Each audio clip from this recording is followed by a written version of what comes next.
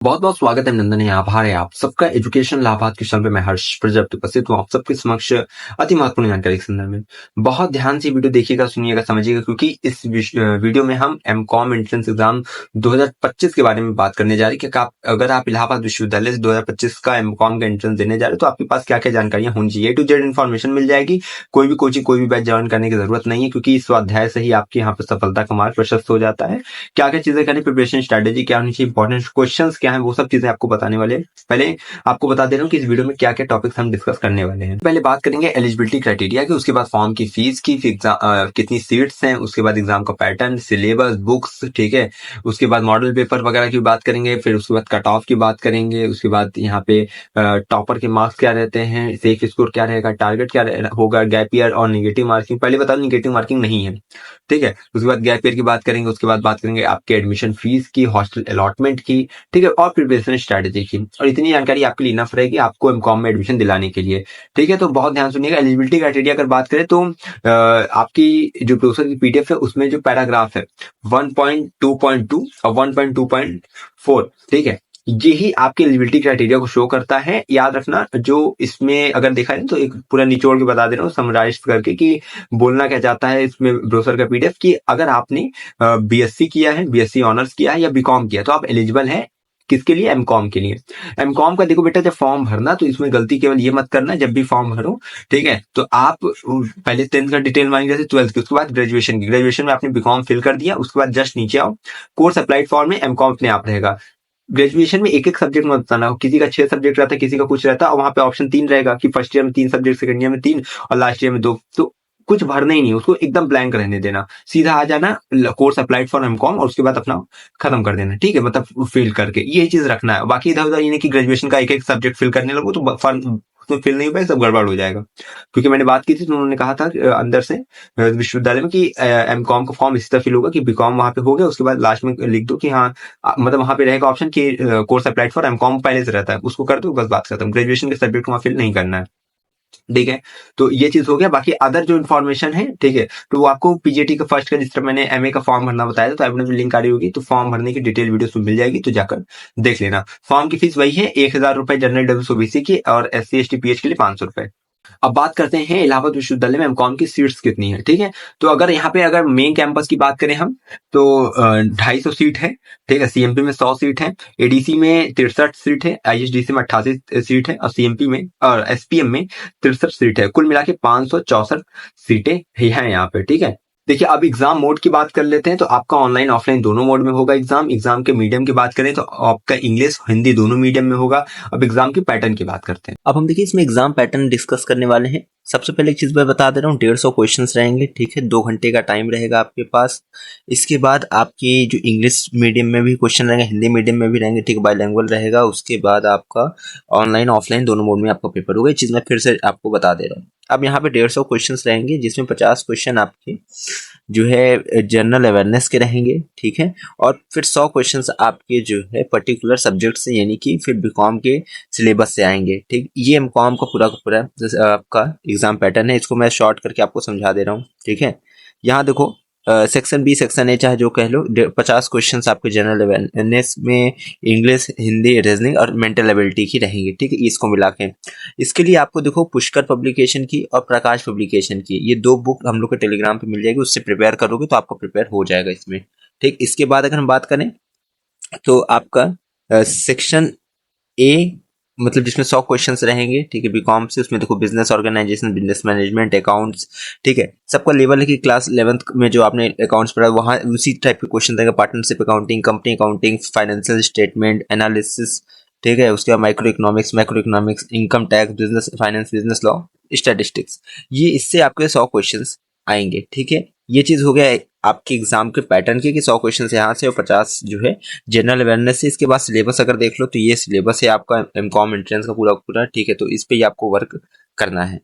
एक चीज याद रखिएगा, इलाहाबाद विश्वविद्यालय की एमकॉम की कोई बुक्स नहीं आती हैं, नहीं तो मैं उसको अपलोड कर देता, ठीक है। तो आपको बीकॉम का जो आपका सिलेबस है पूरा उससे जितने भी आपके एमसीक्यू बने आपको उसी पे फोकस करना है। लास्ट में अभी हम प्रिपरेशन स्ट्रेटेजी में इंपॉर्टेंट क्वेश्चंस बता देंगे, तो उससे भी आपको भला हो जाएगा। तो वीडियो आपको एंड तक देखनी पड़ेगी। इसके बाद हम बात कर रहे हैं कट ऑफ की, कट ऑफ कितनी गई थी। 2024 की बता रहा हूँ, 2023 की बता रहा हूँ कि कितनी पहली कट ऑफ गई थी। ठीक है, तो 2023 की जो पहली कट ऑफ थी वो 133 थी। ठीक है, ईडब्ल्यूएस की मतलब ये यूआर की 133 थी, ईडब्ल्यूएस की 120 थी, और ओबीसी की 117 थी, एससी की 102 थी, और एसटी की 84 थी। ठीक है, 2024 की बात करें तो जनरल की 132 गई थी, ईडब्ल्यूएस की 122, ओबीसी की 116, एससी की 100 और एसटी की 80 गई थी कट ऑफ। ठीक है, और इसके बाद अगर हम बात करें यहाँ पे टॉपर के नंबर की, तो 2024 में जिन्होंने टॉप किया था उनका नंबर जो है 178 था। ठीक है, एमकॉम टॉपर 178 नंबर था। 2023 में जो है 210 नंबर के साथ टॉप किया गया था।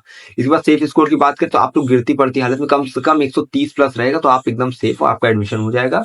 और अगर जो है मान लो कि यहाँ पे टारगेट की बात करें तो टारगेट आप लोग बना के चलना कि आप लोग 160-70 प्लस नंबर लेकर आओ। 160 टारगेट नहीं होना चाहिए, टारगेट तो 180-90 होना चाहिए, लेकिन फिर भी मैं कह रहा हूँ 170-80 ले आओगे तो ये आपका टारगेट होना चाहिए। सेफ स्कोर 130 प्लस रहोगे तो सेफ रहोगे पूरी तरीके से। ठीक है, अब यहाँ पे बात कर लेते हैं अब आपकी गैप ईयर की प्रोविजन की। गैप ईयर क्या है कि अगर आपका ग्रेजुएशन के बाद 1 साल का गैप है तो 5% नंबर कटेगा। किसमें से? जितना आप एंट्रेंस एग्जाम में नंबर लाते हो। 300 में 150 लाए तो 150 में से 5% कट जाएगा। 2 साल का गैप है 10%, 3 साल का 15% नंबर कटेगा। इससे ज्यादा गैप है तो भी 15% नंबर ही कटेगा। ठीक है, निगेटिव मार्किंग होती नहीं है। यहाँ बात करते हैं एडमिशन फीस की। याद रखना इलाहाबाद विश्वविद्यालय मेन कैंपस में 5,000 के अप्रॉक्स आपकी जो है एमकॉम की फीस लगी। पहले 4,901 लगती थी, लेकिन लास्ट ईयर क्या हुआ कि जिन जिन कोर्सेज में 4,901 रुपए लगती थी उनकी 5,834 रुपए लगने लगी है। ठीक है, तो मान लेना कि 5,000 के अप्रॉक्स ही आपकी फीस लगेगी। ठीक, इसके बाद जो है बात करें आपकी सीएमपी की, तो सीएमपी में आपकी जो है फीस है 12,000 रुपए लगेगी आपकी पर ईयर के हिसाब से बता रहा हूँ सबकी फीस। ठीक है, एडीसी में 10,900 रुपए लगेगी फीस आपकी। इसके बाद एसपीएम की बात करें तो 10,500 रुपए आपकी फीस लगेगी। ये 1 साल की एमकॉम की फीस थी कॉलेज के हिसाब से, और कैंपस की मैंने बता दी। इसके बाद अगर बात करें आपकी यहाँ एडमिशन फीस होगी। हॉस्टल अलॉटमेंट की बात करें तो जो टॉप 10 बच्चे रहते हैं उन्हीं को जो है अक्सर देखा जाता है हॉस्टल मिलता है। जरूरी नहीं कि 10 को मिले, 8 को मिले, जितनों को मिल जाए। ठीक है, सबसे कम ही कम बच्चों को मिलता है, लेकिन हाँ अगर आप 190 प्लस रहते हैं, 180 प्लस रहते हैं, अगर टॉपर की लिस्ट में टॉप 10 बच्चों में रहते हैं आप, तो आपको हॉस्टल मिल जाएगा, उसको कोई दिक्कत नहीं है। टॉप रैंकर्स को ही हॉस्टल अलॉट होता है। बस केवल आप अपने हॉस्टल के मतलब जो एप्लीकेशन फॉर्म है हॉस्टल वाले में रिक्वायरमेंट में यस किए रहिए, बस तो आप शॉर्ट लिस्ट हो जाते हैं। हॉस्टल की अलग से एक लिस्ट आती है, उसमें नाम रहेगा तो मिल जाएगा। ठीक है, अगर टॉप में अगर आपका नाम रहेगा टॉपर में, ठीक है, टॉप 10 में। इसके बाद बात करते हैं आपकी प्रिपरेशन स्ट्रेटेजी की। याद रखो बच्चा, बीकॉम में पहली बात है इलाहाबाद विश्वविद्यालय का बीकॉम का सिलेबस जाके डाउनलोड करिए। कहाँ से? वेबसाइट से, लिंक आ रही होगी। स्टेप बाय स्टेप मैंने फॉर्म मतलब मतलब बताया कि कैसे आप डाउनलोड कर सकते हो। उसको डाउनलोड करो, डाउनलोड करने के बाद उसमें जो टॉपिक्स हैं उससे जितने एमसीक्यू बन सकते हैं उसको प्रिपेयर करो, जिससे कि आपको जब भी एंट्रेंस एग्जाम में क्वेश्चन है आप कर ले जाओ। इसके बाद हम बात करेंगे इंपॉर्टेंस क्वेश्चंस की, जो कि कुछ वर्षों में आया है। ठीक है, तो उन सब क्वेश्चंस को अगर आप ध्यान से देखोगे तो आपको आइडिया मिलेगा कि कैसे क्वेश्चंस एंट्रेंस एग्जाम में आते हैं एमकॉम के।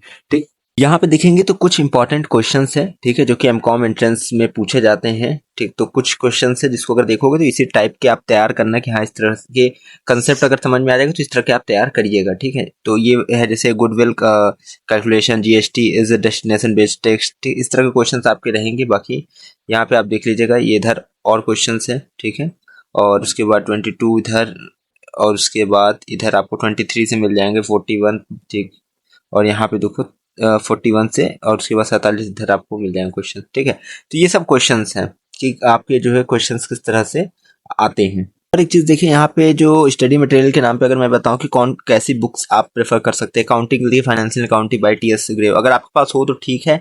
बाकी सिलेबस जो बीकॉम का है आप उसको जो है उसी से जितना प्रिपेयर कर पाओ, ठीक है, उसी से आपका हो जाएगा। फिर ऑनलाइन रिसोर्सेज आप यूट्यूब वगैरह से आप, ठीक है, टॉपिक वाइज जो आपका टॉपिक आपको दिया उससे आप यूट्यूब पे डालें, और जिससे जितने एमसीक्यू उससे प्रिपेयर हो सके आप उसको करेंगे। ठीक है, तो इस तरह से कर सकते हैं। बुक ज़्यादा नहीं कि हाँ यहाँ लेनी ही लेनी है, एक चीज़ में से मैं रेफरेंस के तौर पे बता दिया। बाकी आपका जो ग्रेजुएशन की बीकॉम में आपने रखी है बुक्स वही इंपॉर्टेंट है, ग्रेजुएशन में जो सिलेबस है वही इंपॉर्टेंट है, तो उसको आप कवर करिए, आपका एंट्रेंस क्लियर हो जाएगा। सबसे पहले गूगल पे MCom entrance exam book PDF ऐसे करके सर्च करिएगा। ठीक है, तो आपको कई बुक्स यहाँ पे दिखेंगी। ठीक है, जैसे जिसपे प्रीव्यू, जैसे ये नो प्रीव्यू है, जिसपे प्रीव्यू लिखा रहेगा उन बुक्स को आप ओपन करके रीड कर सकते हो। आप एक चीज याद रखना, एमकॉम के जो टॉपिक्स आपके एंट्रेंस में है उससे रिलेटेड जो भी यहाँ पे बुक्स दिखे जो इस टॉपिक को कवर करे आप उसको जो है ओपन कर सकते हो। ठीक है, तो यहाँ पे आ जाना, जैसे मान लो जैसे एक क्लेट का है, ठीक है, प्रीव्यू देखो लिखा है तो इसको ओपन करके पढ़ सकते हैं। लेकिन हाँ आपको टॉपिक आप मिला लेना कि हाँ मिल रहा है टॉपिक कि नहीं मिल रहा है। ठीक है, इस तरह करके नीचे आओगे मोर पे करोगे तो आप लोग को बुक्स वगैरह दिखेंगे। बाकी यहाँ पे जो मेन चीज़ है वो ये है कि आपको माई कॉमर्स इन्फो करके ये जो वेबसाइट दिख रही है आपकी बहुत काम आएगी, क्योंकि इस पे नोट्स वगैरह आपको मिल जाएंगे। जैसे इस पे क्लिक करोगे, ठीक है, थोड़ा स्क्रॉल करोगे, यहाँ पे आपको देखो ये पूरी पूरी इस तरह कॉपी करके आपको लिखी रहेगी, और नीचे स्क्रॉल कर दोगे ना, ये तो चलो नीचे है, बाकी यहाँ पे आप देखोगे तो आपको नया नया यहाँ पे ऑप्शन देगा कि यहाँ आप जो है अदर ये एमकॉम एंट्रेंस हो जाए, नोट्स वगैरह और भी मिल जाएगी। इस पर क्लिक करके आप देख सकते हो। अभी किसी भी एक पेज पे क्लिक करोगे ना, जैसे मैं बता दे रहा हूँ, ये थोड़ा सा, हाँ इस पे देखो, जैसे मैंने क्लिक कर दिया, ठीक है। अब आप जो है ये इस चेंज होता जाएगा, इस पे एक बार टैप कर दोगे, टैप करते जाओगे, चेंज ऐसे होता जाएगा, ठीक है। यहीं पे ऐसे से टैप कर रहा हूँ मैं, तो ये चेंज होता जाएगा। आप अपना जो इसको आके अच्छे से जो है इसमें जो भी टॉपिक्स वगैरह उसको पढ़ सकते हो, ठीक। तो ये आपके लिए हेल्पफुल रहेगा। उम्मीद करते हैं, आशा करते हैं, विश्वास है मुझे कि आपको एमकॉम से संबंधित पूरी जानकारी मिल गई होगी, ठीक है। तो ये वीडियो अच्छी लगी तो लाइक करना, दिल से कमेंट करना, चैनल से नहीं जुड़िएगा, टेलीग्राम ग्रुप की लिंक डिस्क्रिप्शन, वहां से भी जुड़िएगा, ठीक है। भविष्य में हर एक अपडेट आपको चैनल के माध्यम से मिलती रहेगी। इलाहाबाद विश्वविद्यालय का सबसे बेहतरीन चैनल है, अपडेट आपको मिलती रहेगी, आपका प्रवेश हो जाएगा। हमेशा कहता हूँ इलाहाबाद विश्वविद्यालय समस्या से लेकर समाधान तक और आपकी सेवा में अर्पित है जहां तक, है ना। तो चैनल से जुड़िए, हमेशा कहता हूँ अगर है इलाहाबाद विश्वविद्यालय में प्रवेश या तो रखिए हम पर विश्वास, हमें विश्वविद्यालय के पास कोई भी खबर हुई खास पहुंचाते रहेंगे आपके पास। बहुत धन्यवाद, बहुत आभार।